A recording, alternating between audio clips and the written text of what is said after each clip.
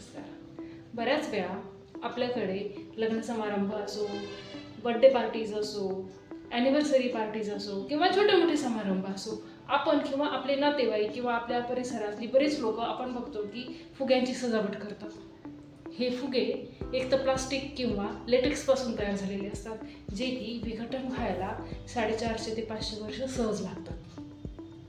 तर हे पदार्थ पर्यावरणाला, माणसाला, प्राण्यांना खूप हानी पोहोचवतात.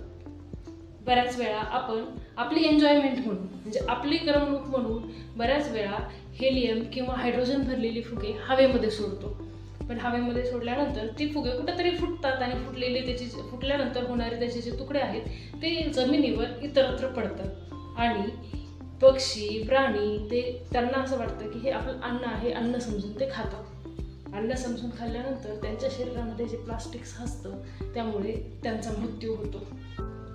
हेलियम किंवा हायड्रोजन भरलेला जो फुगा आहे तो एक स्फोटक असतो. त्याच्यातून एक खूप मोठ्या प्रकारचा स्फोट निर्माण होऊ शकतो, जो माणसाला सुद्धा अत्यंत हानिकारक आहे. मला एक सर्वांना प्रश्न करायचा आहे, जर तुम्हाला ही गोष्ट कळाली आहे, ही गोष्ट अत्यंत घातक आहे, तर तुम्ही तुमच्या घरी सेलिब्रेट करणाऱ्या छोट्या मोठ्या समारंभांमध्ये प्लास्टिकचा वापर टाळाल का? फुग्यांचा वापर टाळाल का? किंवा एकल वापर प्लास्टिकचा वापर टाळाल का?